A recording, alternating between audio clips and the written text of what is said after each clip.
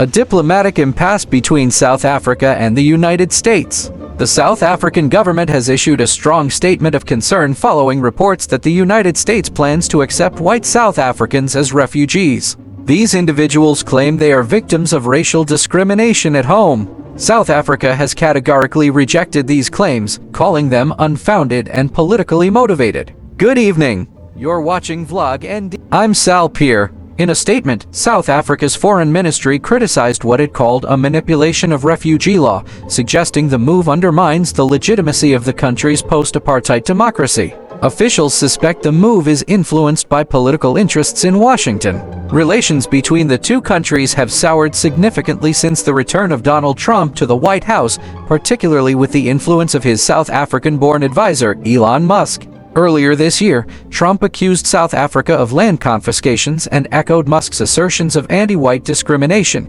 comments that have reignited tensions. In February, hundreds of white South Africans gathered outside the U.S. Embassy in Pretoria, voicing support for Trump and his administration's decision to slash aid to the South African government. A few seconds to applaud our dear subscribers for helping this channel grow. To our non-subscribing friends, your support is as valuable. If you can take a second to hit the subscribe button, that will be fantastic. To provide context, South Africa was under apartheid rule until 1994, a system in which the white minority dominated the political and economic landscape, enforcing harsh segregation and suppressing the black majority. Now, 30 years later, some white South Africans claim the tables have turned and that they are the ones facing discrimination claims which experts say are largely unfounded. Joining us for insight was Professor Lauren Landau, a migration specialist with the University of Oxford and the University of the Witwatersrand. According to Professor Landau, many of the asylum claims made by white South Africans are based on what he called a fiction, a narrative that portrays them as victims of systemic targeting. He emphasized that while the privileges of the apartheid era may have declined, white South Africans continue to enjoy some of the highest living standards in the country. Landau also pushed back against claims made by President Trump and Elon Musk, including accusations of a so-called white genocide.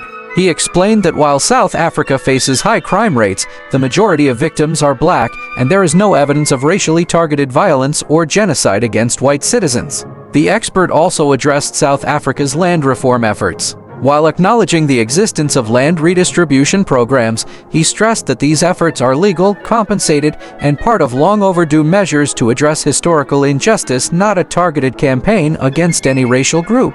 As for asylum eligibility, Landau made clear that under international and U.S. law, asylum is granted to those who can demonstrate a credible, well-founded fear of persecution. He asserted that white South Africans, particularly Afrikaners and white farmers, do not meet this threshold. Many observers see the refugee narrative as part of a broader political message from the Trump administration, aimed more at American domestic audiences than at solving genuine humanitarian crises. As this issue continues to evolve, it raises questions not only about U.S. immigration policy, but about the long shadows cast by colonialism, apartheid, and misinformation. We'll continue to follow this story. Stay informed. Stay aware. Thank you for watching. Please don't forget to subscribe, like, and share our videos. We appreciate your support so much.